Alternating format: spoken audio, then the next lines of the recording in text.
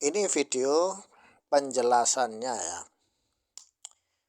Video penjelasan sebelum kita masuk ke tuduhan tajsim yang dikatakan oleh Ustadz Faris Baswedan. Mungkin ada yang tidak terima bahwa saya mengupload video keanehan Ustadz Faris Baswedan. Ya, memang aneh, karena memang aneh, ada yang janggal ya. Jadi harus saya luruskan. Ya. Pertama, dalam bahasa Arab istilah tasbih dan tamtsil ya, merujuk pada konsep yang berkaitan dengan penyerupaan atau perbandingan, khususnya dalam konteks teologi Islam. Mari kita bahas secara singkat dan jelas. Tasbih dan tamtsil. Apakah tasbih dan tamtsil itu sama? Tasbih berarti menyerupakan atau membandingkan sesuatu dengan yang lain.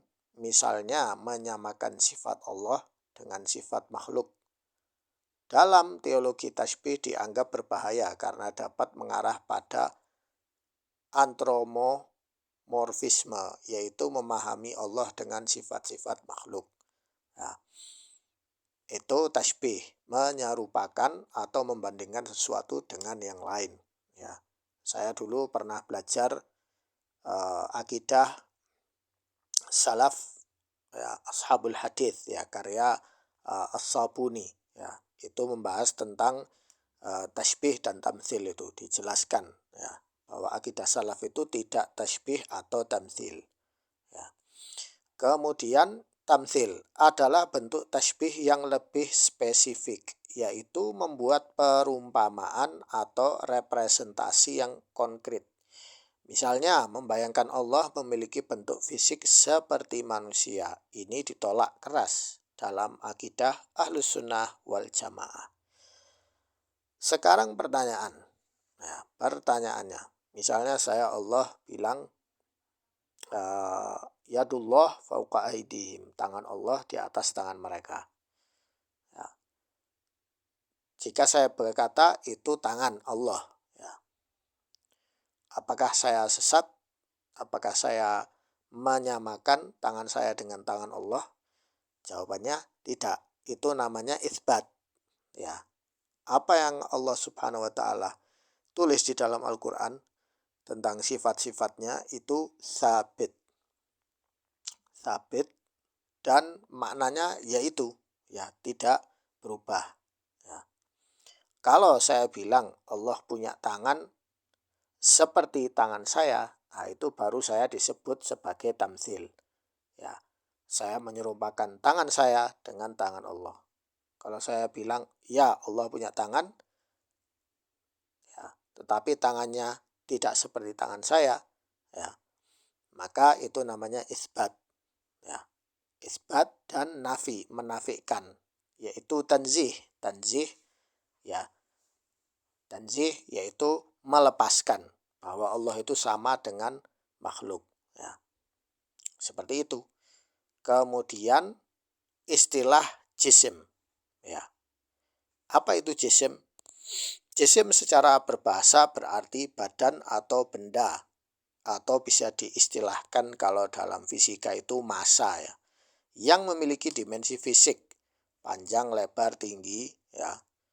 Dalam konteks teologi, jisim merujuk pada sesuatu yang bersifat material atau memiliki batasan fisik. Ya. Apakah Allah itu menyebut dirinya sebagai jisim, benda, ya, atau badan? Kalau saya selidiki dalam Al-Quran tidak ada. Tidak ada nas yang menyebutkan saya itu jisim. Ya, saya ini benda, tubuh gitu, atau badan. Ya, tidak ada. Ya, karena jisim ini yang membuat istilah ini adalah orang-orang batiniyah. Firqah batiniyah, mereka menyusup masuk Islam karena mereka menyembah Tuhan yang ada bentuk. Ya, maka mereka ketika masuk Islam mereka berkata bahwa Allah itu jisim, punya bentuk seperti ini, tangannya seperti ini. Ya, itu dari khayalannya mereka. Ya. Lalu mereka berakidah dengan akidah itu. Itu disebut firqah Al-Karramiyah, ya, Al-Karramiyah. Nah, ini Al-Karamiyah ini masalah ya mereka. Sampai mereka ada yang berkata bahwa tubuh Allah itu sama dengan tubuh makhluk. Ya, ini sudah akidah batini ya, ini sudah kufur ya. Kalau dia berkata itu jisim ya, karena kejahilannya ya, karena dia bingung ya, itu tidak sampai kufur, tetapi ini bid'ah dhalalah yang paling dhalalah ya. Menurut akidah Ahlussunnah, Allah Maha Suci dari sifat jisim karena Allah bukan benda, tidak berwujud fisik dan tidak terikat oleh ruang atau waktu. Allah bersifat ghairu makhluk, bukan makhluk, dan tidak serupa dengan apapun. Ya, laisa kamitslihi syai'. Ya. Tuduhan musyabbih atau mujassim. Musyabbih adalah istilah yang digunakan untuk menuduh seseorang untuk tasbih, ya, menyerupakan Allah dengan makhluk. Mujassim lebih spesifik, menuduh seseorang meyakini Allah itu memiliki jisim, benda atau badan ya. Tuduhan ini sering dilontarkan oleh kelompok ahlul bid'ah seperti Mu'tazilah atau kelompok lain terhadap Ahlus Sunnah yang menetapkan isbat sifat-sifat Allah seperti yang disebutkan dalam Al-Quran dan hadis. Namun tuduhan ini salah kaprah karena Ahlus Sunnah menetapkan sifat Allah dengan cara tanzih. Nah, seperti yang saya jelaskan, yaitu melepaskan Allah dari sifat-sifat makhluk, mensucikan Allah dari sifat-sifat makhluk dan tanpa takyif.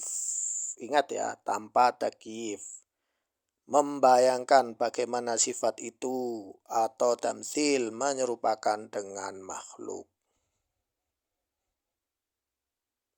Jadi seperti itu ya. Jadi tidak ada tamtsil, tidak boleh tamtsil. Ya, misalnya saya bilang tangan, ya sifat yad, ya istiwa, ya ala, fauq, ya. Orang bilang, loh bagaimana Allah itu di atas? Ya berarti Allah bertempat. Nah berarti Anda sendiri yang punya ide tajsim. Dan Anda, di otak Anda trouble, Anda meracik tajsim itu, kemudian Anda lempar ke saya. Nah sekarang saya kembalikan lemparan tajsim itu ke Anda sendiri. Ya karena otak saya tidak berpikir seperti itu. Itulah bahaya ilmu filsafat dan ilmu mantik. Lanjut ke video berikutnya ya.